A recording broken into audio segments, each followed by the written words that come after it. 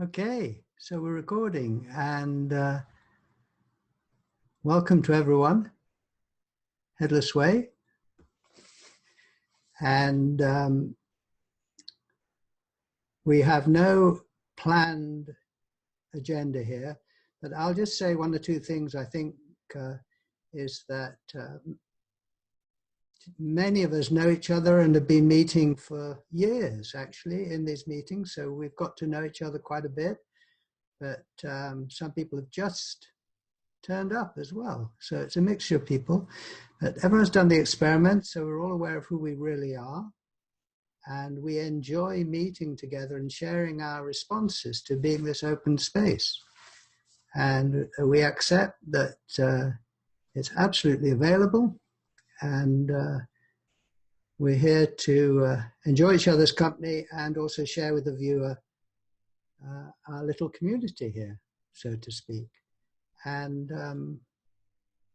maybe someone would like, we're just playing really, but perhaps just introduce yourself, say, a few sentences about how you came to seeing who you are or something. I'm just getting the ball rolling here. Anyone feel like, Christine.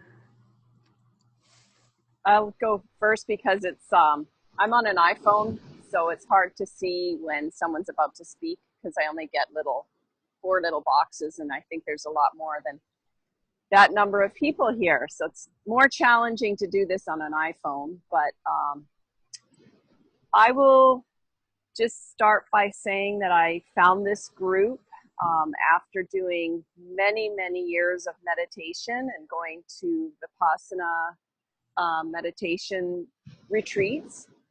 And I really have enjoyed meeting people who understand their true nature. I felt like I was searching for many, many years for who I really was. I don't think I would have put it that way. I might have said, I'm searching for enlightenment, or I'm seeking what the Buddha sought, or I'm looking for some kind of answer because I feel like I'm suffering and I don't know why. And so I was just trying to find a way out of that, not necessarily to never suffer again, but just to find an answer to my curiosity and my deep, deep feeling of incompleteness. And so after trying many, many different spiritual paths and going through many torturous things, fasting, and I was just like really gung-ho. I went to a retreat I went to Brighton Bush Retreat Center just to go and use the hot tubs, and happened upon a poster for the Headless Way. And as soon as I saw the poster and the picture that was there, I completely understood the Headless Way and what was being pointed at. It's basically the understanding of no self, that we cannot see our face, that we're built wide open. And even looking right now, I cannot see my face when I 180 my view back, but I can see this whole view in front of me, and the ocean and the waves and the people and the trees. And that's who I really, really am. I mean, not the view, but the capacity and openness that allows that view. So if someone else wants to go ahead, I'm in Hawaii, in case you didn't figure that out. I'm on Maui, and I truly appreciate this group. It's been so beneficial. Wonderful. Hank. My name's Hank. I live in Oregon. I've been participating for a short while. I was at Brighton Bush over the summer. What initially struck me and continues to strike me about the experience of seeing is that this experience is immediately available, immediately accessible to anyone at any time just by looking. And So once you've had the experience, then in a way, you're free to explore the meaning of that experience in any way that you wish.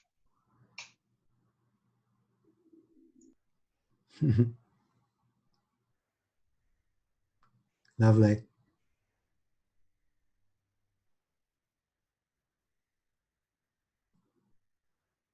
I love hearing people share because people express it differently, and it inspires me. And yeah, someone else like to introduce themselves? Yeah, I'll go. I'm Bill.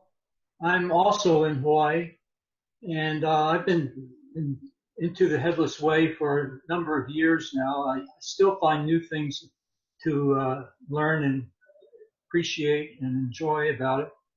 Like right now, I'm reading a new book, this book called As I See It. It's a collection of essays by Douglas Harding over many years.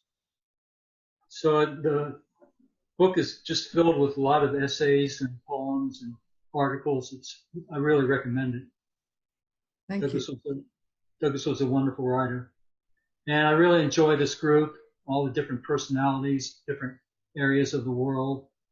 It's really an amazing experience. Thank you.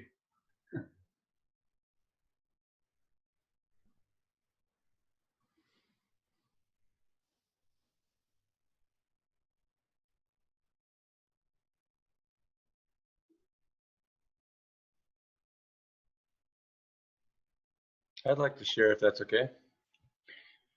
So my name is Matthew. I live in Oregon, and the thing that I think propels a lot of us in this group here, and maybe if someone is watching this on their computer or TV, they might identify, and that is after searching and searching and searching, so many books, so many paths, trying to figure it out. This is the first place that, for myself and many people who have also shared with me, the first time in my life where I felt like I could settle and just be a seer instead of a seeker, and that it was okay to see myself in that light and let go of they have it and I don't, and just settle into that, and it's okay. So just yesterday I was looking at a video, and Rupert, one of the people he always talks about is, I don't know how to say his name, but Attamanda Krishnamanda or something like that. And I just looked and saw a picture of the guy, and he was sitting on this nice loin cloth with this, anyway, a beautiful setting. And it said that he and Nisargadatta and Ramana Maharshi are considered like the three pillars of these kind of ideas. And as I was looking at it, I noticed that my mind, it started to think about they got it. They got it. I need to do something. I need to read their, and it was like just seeing this mechanism churn, and then suddenly realize, that's that stuff going that's going to throw you backward. And I didn't have to do anything, just to see that it's all happening in this empty space was enough. And then I don't feel the need to go down that path anymore. So if you're someone that has been a seeker, like Christine said, she went to all these retreats for all this time, and you want to just finally feel like you've arrived and let go, then my idea is to play with the experiments. I stumbled upon Richard through Buddha at the gas pump, and the thing I liked, he said, experiments, they're free, check it out. So there's no money. I immediately became excited, went home, did the experiments, and I saw it, and it's like, oh yeah. So anyway, that's what comes up for me. Thank you.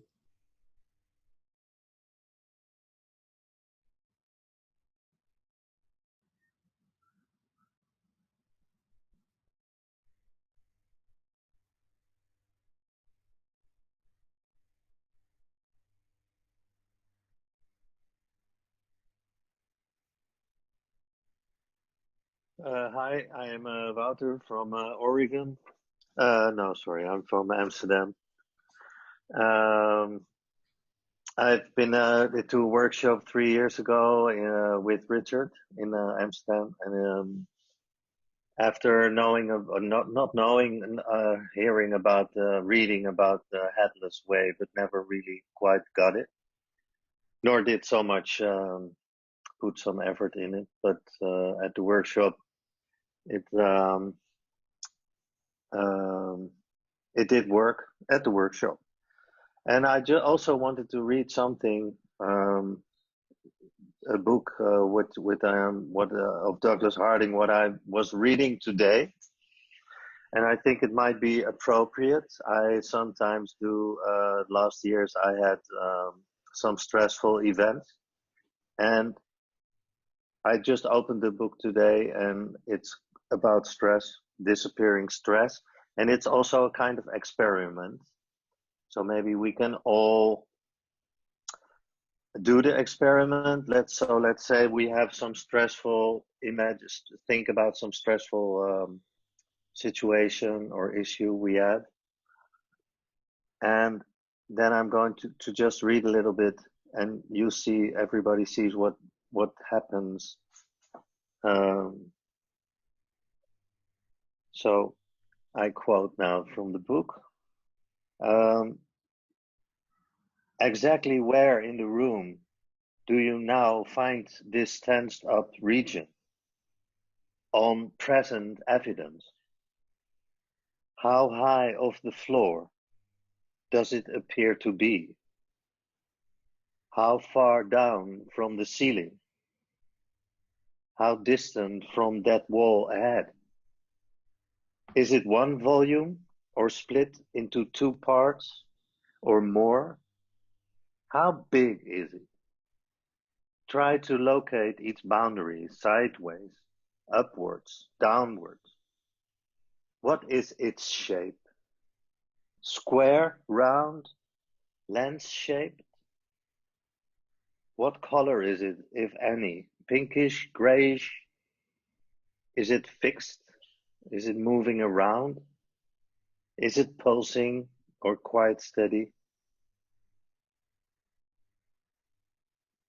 So that's the end of the experiment, let's say. So he continues just one more two sentences on this page. If you have been carrying out this experiment conscientiously and spending some minutes over it, you are probably finding it harder and harder to discover any stress to look into.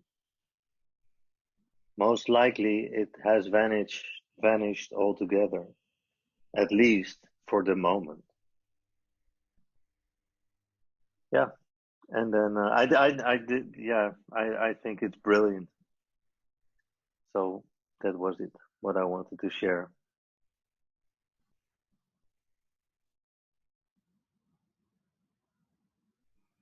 So that makes me reflect a bit, Wouter, that seeing who I am is seeing my face is there and not here. Here I'm empty, my hands disappear into open space here. And I hear the sounds there in silence here.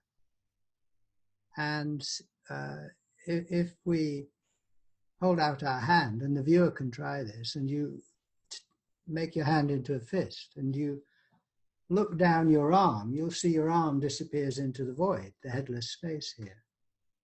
Now, when you make your hand into a fist, I find my hand gets tense, but the space doesn't. Yeah.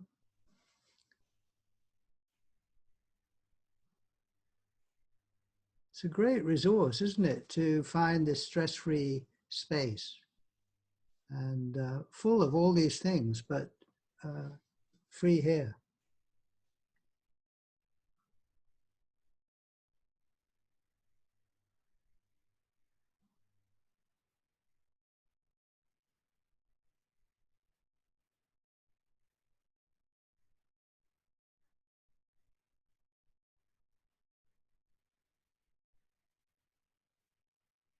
My name's Tom. I live in the U.S. near the Philadelphia area. I was just thinking as we were talking about this space. It's in a way it's so obvious, and in another way it's so mysterious. And the mysteriousness. I remember when I first saw it. For me, I guess about 6 or 7 years ago, I became aware of my headless nature, and it was through looking down at my body. And we do this as an experiment sometimes, looking at our knees and our thighs and our chest, and then sort of slowly looking up and seeing that you don't see your head, and instead you see the view out. And it's like it is a rediscovery of the obvious, and it's like a connection almost for me between these two worlds. I see my body, and then my body sort of ends, and I see this space.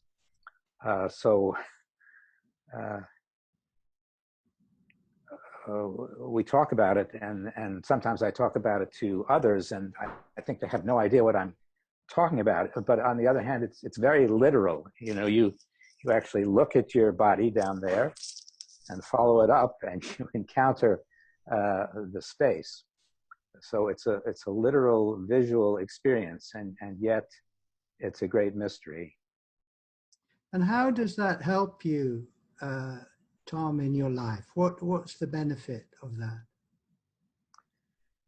Well, that's an interesting area, and I know many of us speak about it in different ways. For me, it helps me to arrive at a certain peace in areas that, if I don't find my headless nature, are very disturbing to me, filled with fears and with confusion, and it's a place of repose. But on the other hand, I'm not sure that making my my human life more comfortable is the primary reason why I am doing this. It's the experience itself. It's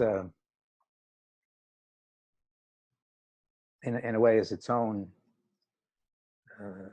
reward, or its own goal. Or at least for me, more and more, just to be there, to be in this place is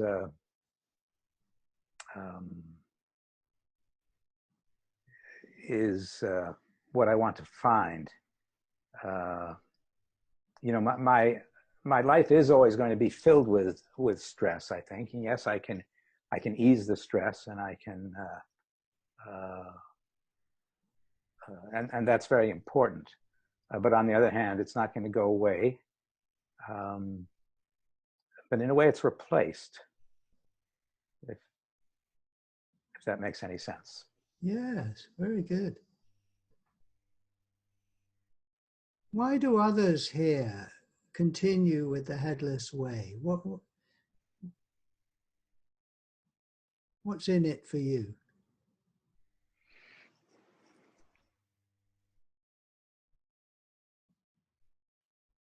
Hi, I'm Ellis, and Oregon is in me, like it's in a lot of other heads here on the Zoom. And I go back, what Tom said really struck me, because I think I go to, it's true. It's true I can't see my own head. That's why I continue, because the truth of this wide open capacity is just so powerful to me. And so I do it for the truth of it. And is it changing my life? Richard asked, does your husband see that you've changed, that you've kind of asked the other people in your life, has it changed your life, and he thinks I'm happier and more spontaneous and lots of things. Who knows if it's the headless way? But I must say, I'm more amazed and astonished by life. So And it's from this empty, how did this happen is what I kind of look and see I have no face, emptiness, and look at this, what it's filled with. So I'm continuously astonished by things. And I feel a little bit like a kid. So that's why I continue with it. And I just love coming to these Zoom meetings because somebody's always saying something that I'm thinking or want to say. And so. Well, what you said, Ellis, exactly mirrors what I was going to say, is that it's the truth, and that's why I keep coming back. And that's enough. I don't need any other reason, but the benefits are remarkable. And how would you describe the truth just in this moment, Sequoia? Wide open, clear, emptiness.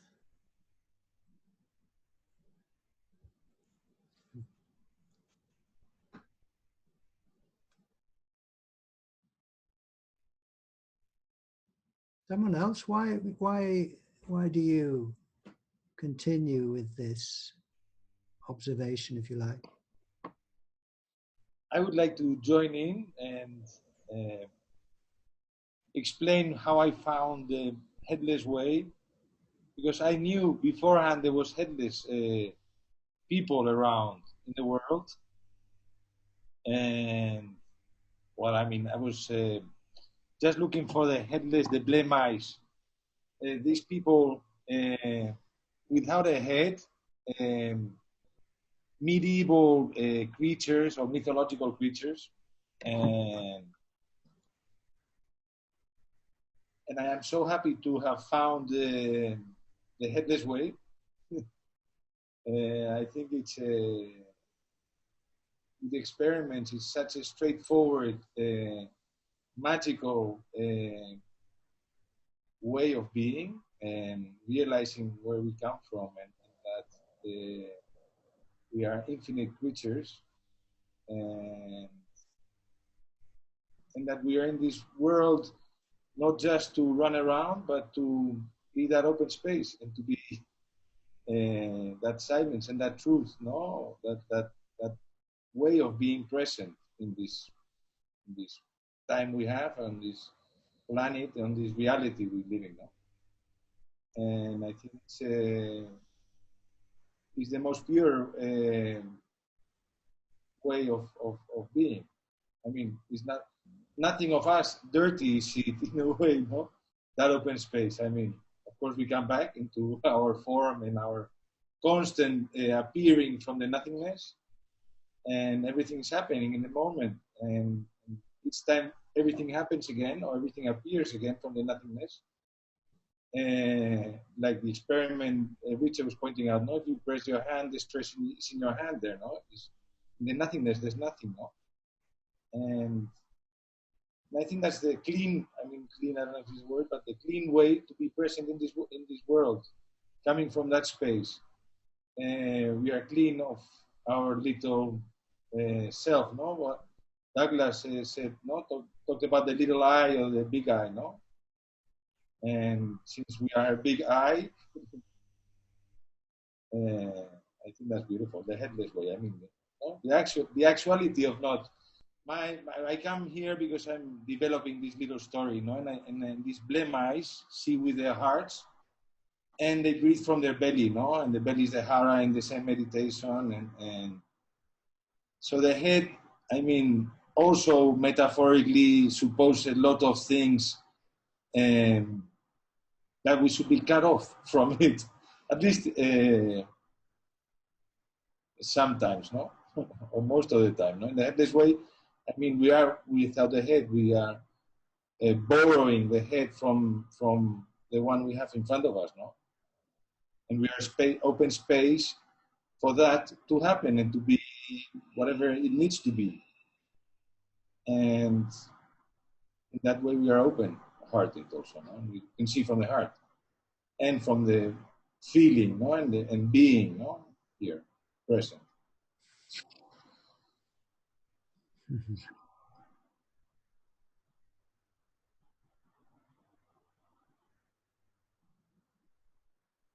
Well, I think we all are easily able to get on the same wavelength with other people's statements, their experiences. Like when I hear Antonio and hear Tom talk about their experience, I can immediately relate to it.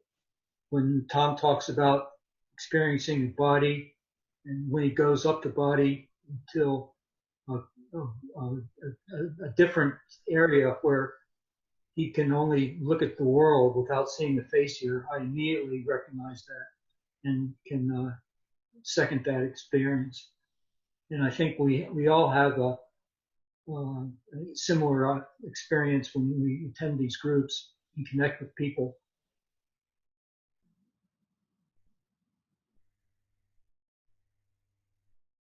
We're all looking out of the same space. Amazing. And you can't do it wrong. It's very good. It's very reassuring.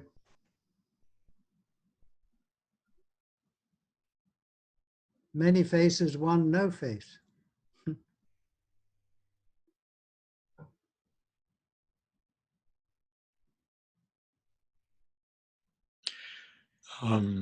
Yeah.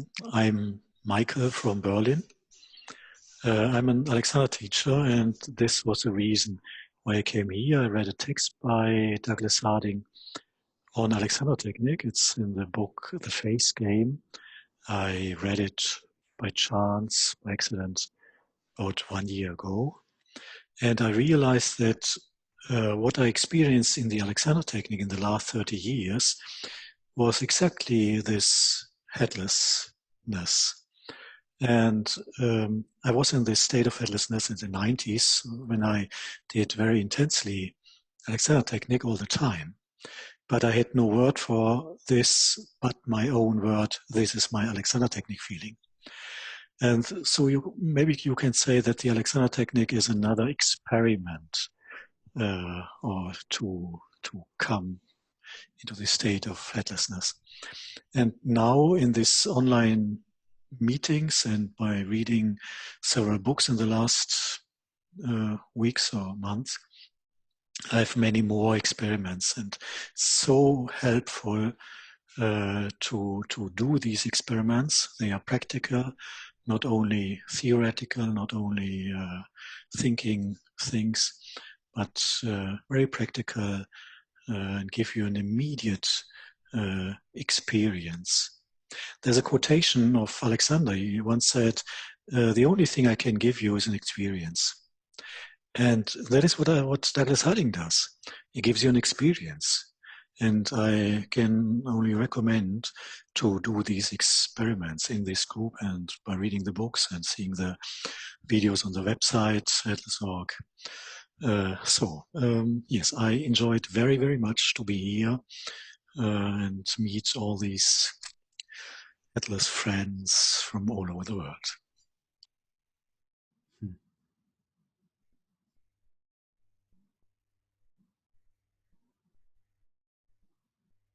Hi, my name is Greg. I'm from the United States, Michigan. And Michael, what you said that resonated with me because the headless way is so accessible, and a lot of it is based on experiments that anyone could do, and I'm kind of newer to the community. I've only been doing the headless way for maybe 2 or 3 months. And the two things that really struck me is the accessibility of it, and two, the idea that I am my own authority, so I'm not relying on someone else, to say whether I've got it or not. And to me, that's pretty much fundamental, just for the way kind of I'm built, I guess. And the way I discovered headlessness way, it's always kind of fun to ask people, how they came across it. So I came across one of Douglas's books on having no head, and it's a very short, pretty quick read, and I got through it, and I was really in awe by it. it's really struck a chord with me. And I had finished it one day and thought, I wish there was someone I could talk to about this book, because there's not a lot of people in my local community that talk about these kind of things. And I had that thought in my head, and I went to a local meditation meetup, basically. And there was another headless community person that happened to be there, and she was giving a workshop on the headless way. And I just was struck because I had just finished this book and thought, oh my gosh, here's someone else talking about it. So I immediately went over and talked to her, and she actually led me through an experiment right there. And so that I really felt how accessible it was right on the spot. And I was so inspired that I actually went on the gathering that the Headless Way community put on in Portland, Oregon, and Brighton Bush. And it was really enjoyable. It was really nice to meet, a group of people in person that were practicing this way. And so it helped me work out a few things that I, had struggled with a little bit in the book. So it's for me, what's really powerful is the books are enjoyable to read, but I enjoy this community.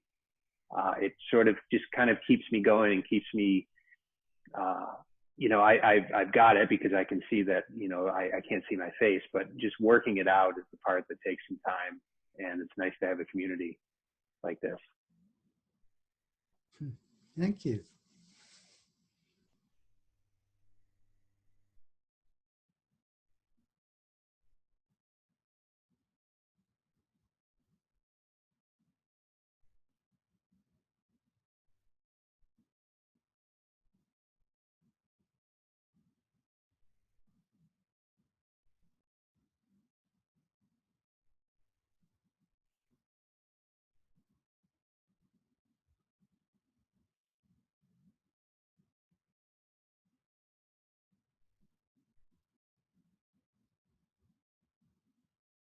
So about a half hour ago, my daughter was listening to the Hangout before this one, and it was silent like it is now. And she said, "Why is no one talking?" And I said, "Isn't it great? We can just sit here and no one talks unless they feel like talking." And she looked at me and she goes, "Yeah." I said, "Would you like that for your friends if you didn't have to talk, if you didn't feel like it?" And she's like, "Yeah." So in these groups, that's how it is, right? We just, whatever comes up when it comes up, and there's no forced conversation. I think we're discovering things like that as we go along, aren't we? Because we haven't been here before.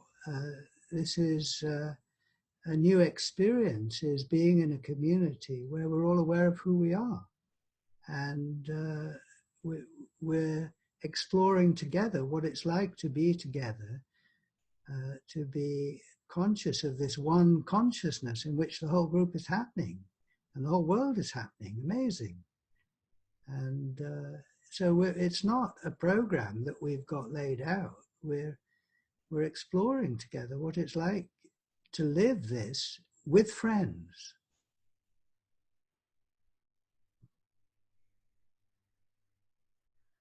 What it's like to be aware that I've got many faces now, that all the voices are mine, that this whole scene is appearing in this open space magically.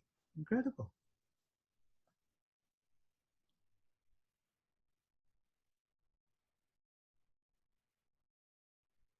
For me, the silence is like a camping trip into the wilderness of the spirit. When I go on camping trips out far away, sometimes it's silence will just come, and it feels so natural, like it does here in these groups.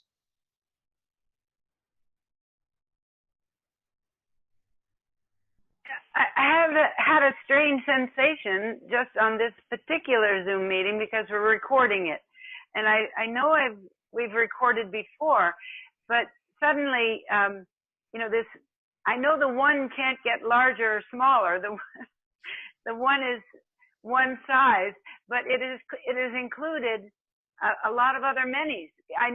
It's partly in my imagination, but it's the many of somebody who might be listening, the other. So it's just, it's very, very strange sensation.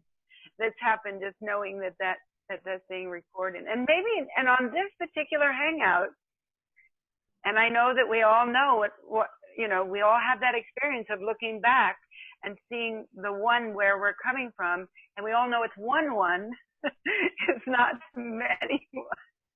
I don't know. It just hit me much stronger today than it has before. I know, and you always say that, Richard. You always say many voices in one, but sometimes it really does have this very physical feeling to it. And someone might be watching this in 10 years' time, and they'll be looking out of this space, and we're including them. Amazing. I like the experiment of getting together in a group and looking at the feet down there, so that we're embracing all that, everybody in that embracement, to see all our feet from one place, no? Yes. Hello, I'm Thomas from Los Angeles, and Richard, I would like to answer your question about why the headless way is so important in my life. And when I'm reflecting on it, I can see that the most important question in my life was, who am I? Who is this entity here? What is going on? Who am I? And it set off a long journey, spiritual journey, with a lot of different roads and different ways. And on that road, I encountered this one sentence, which was, what you're looking for is that which is looking. And I knew that was the answer, but I didn't know how to say live it or encounter it or get to it. And I thought I had to get to it, and I thought I had to journey towards that answer. So again, the question was, or the answer is, what you're looking for is that which is looking. And then when I encountered Douglas's experiments, the realization was, I am that which is looking. There was no more need to look. I am looking out of that which I was looking for. And it was just the biggest revelation. And so for me, it's kind of the end of the road. Why am I still here? Well, because there's nothing else, so to speak. And it's just very, very powerful. And to me, the end of the road. And I just love it. And I appreciate being with all of you and being able to share this. This is very special. Thank you. Thank you. I would like to thank Thomas for his nice introduction for me, because I was about to say similar stuff. So today, it's not a day goes by without having fundamental feeling of fulfillment and being surprised of life and eager to live, and yet at the same time it's complete, and it's okay if I die. It's as simple as that. It's not a paradox. It's present at the same time. So like Thomas was saying, end of the road, and maybe I can. I see I have 13 minutes left, so I keep the best for last. No. What happened? Well, very simple. I got across. I've had my difficult periods in my life, and as many, you start during your life asking some questions about what is this all about? Why am I'm having such difficulties? Who am I? And so on. And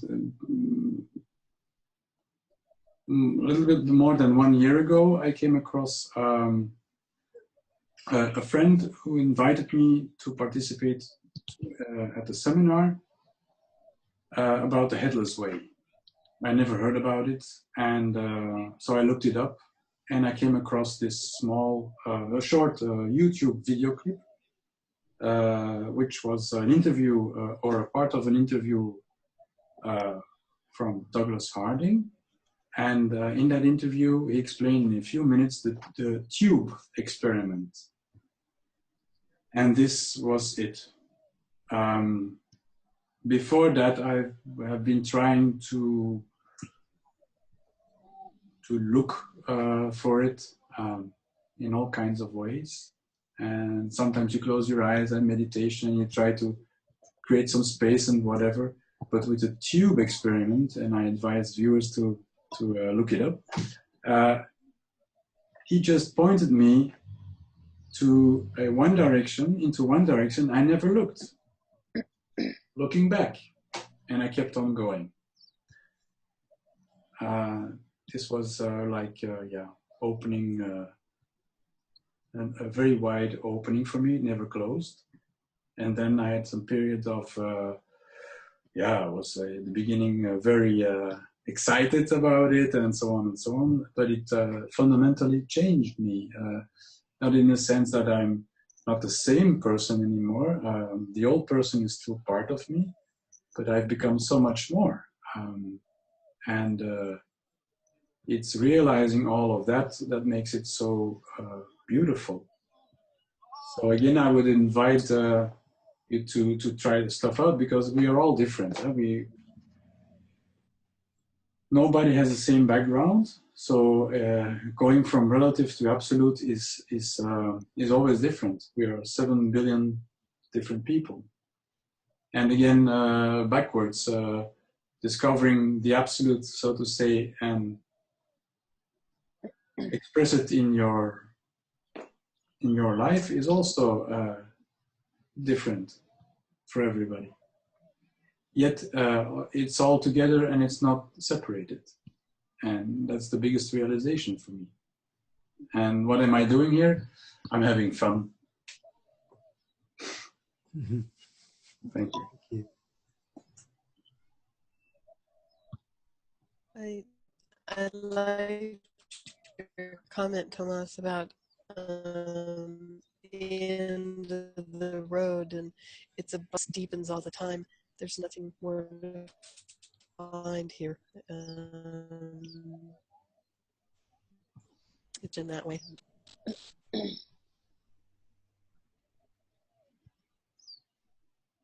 But at the same time, it feels like the beginning of the road for me.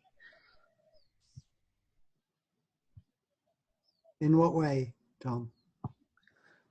Just, I think, the feeling of openness and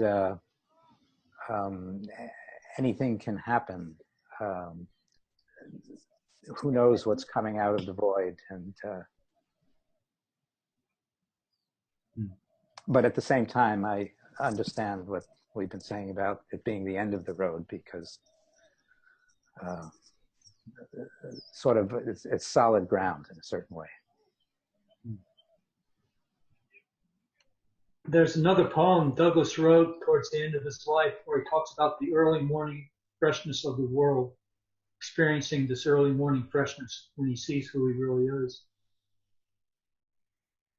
Always fresh, this moment.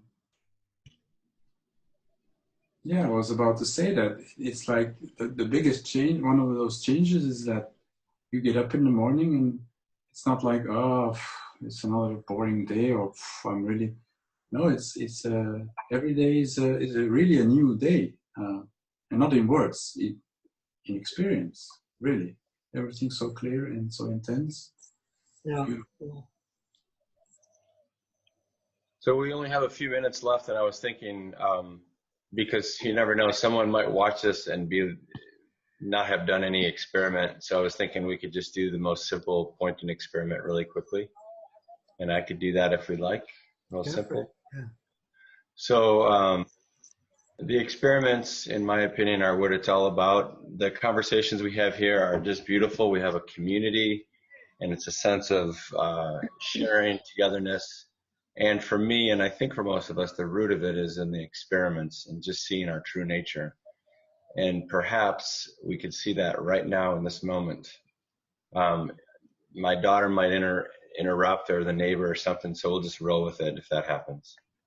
But if you take your finger and point to anything in your environment, it could be distant or close, and trace it with your finger. And then go ahead and give it a label of the color, whatever color it is. If it's colors, give it a couple colors and just say those names. Black. Yeah, that's awesome. And then go ahead and point to something else and give it a, trace it with your finger if you can. If it's a cloud, you can trace the cloud with your finger. And then in your mind's eye, just whatever color it is, say that's color of such and such. And we'll do one more. Maybe point downward, for example. And trace your object. Choose an object and trace it. And it has a color. You can, in your mind's eye, say the color. Okay? And then point back to the place that's looking and look at your finger that's pointing, and notice you can give that a shape. Trace it with the mind's eye and give it a color. Aha, there you go. But then ask yourself the question, what is the color of the place that's looking? What is the shape of the place that's looking? Christine, your sneezes. That's awesome. Yeah.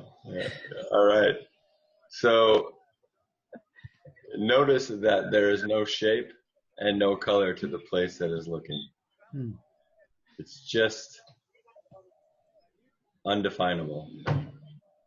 You can put your hand down and notice now all the shapes and colors of every object in your environment. But notice that no matter what you do, you'll never know the shape and color of the place that's looking, because it includes everything. Transparent, light, weightless, full of everything. Thank you, Matthew. If you want to find something, as the great Sherlock Holmes says, there's nothing like looking.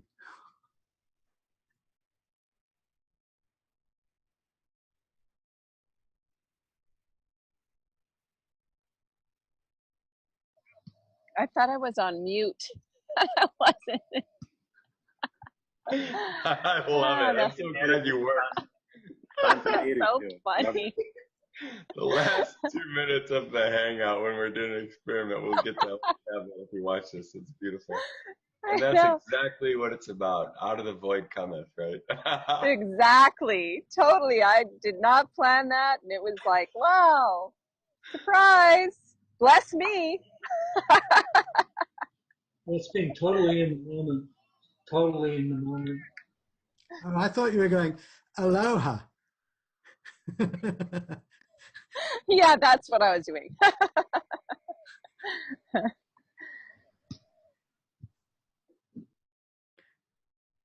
So as Matthew has drawn our attention to, we're a community that has absolutely nothing in common.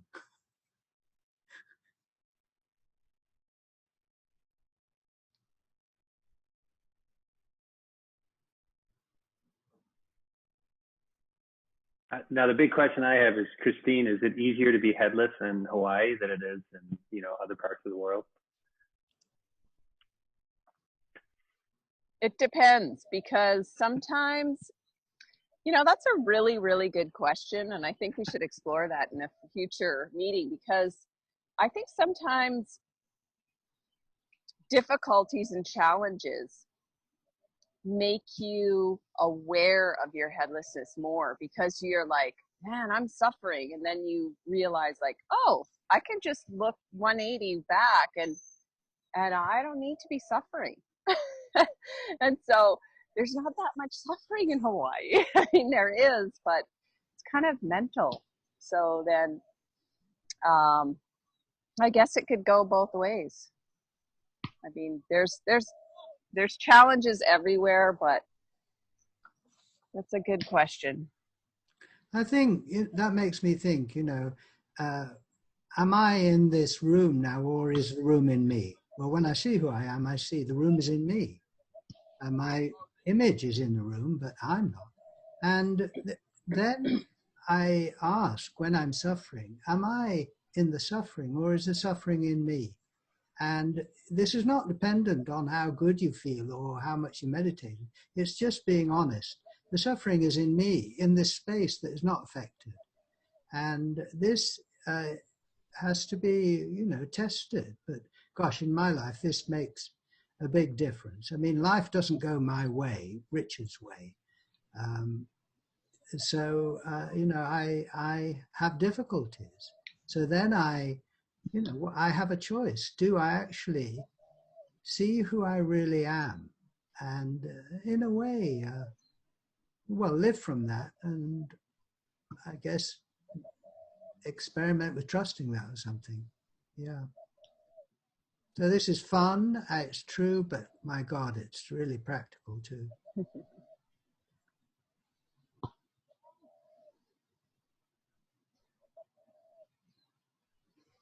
Well, any last words?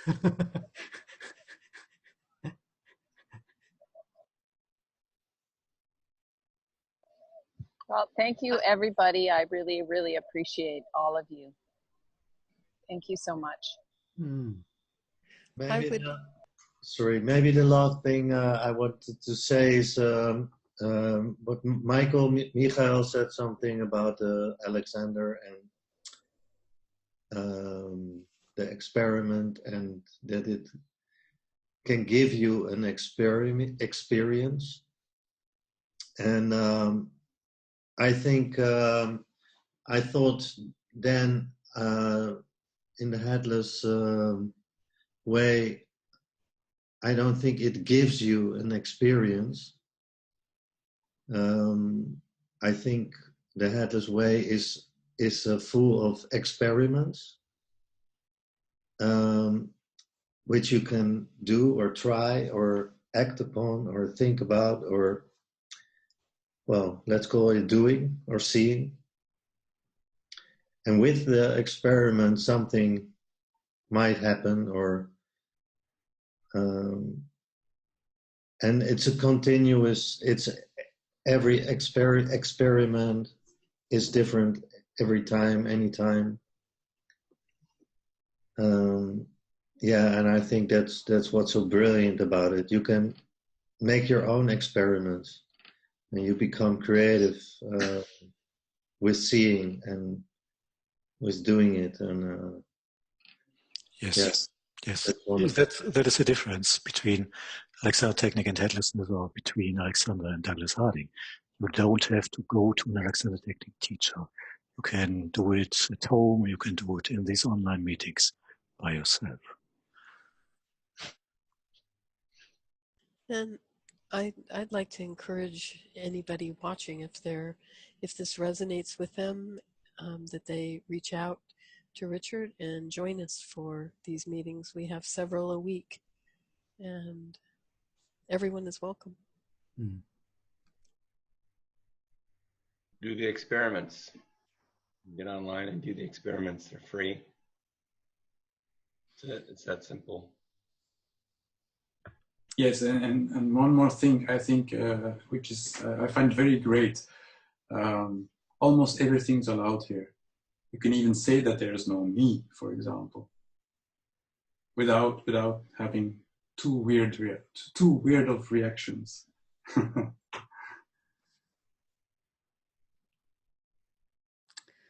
Well, great to be you all, and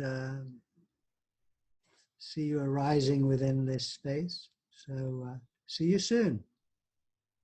Yeah. Soon. Take care. Thank you. Bye-bye.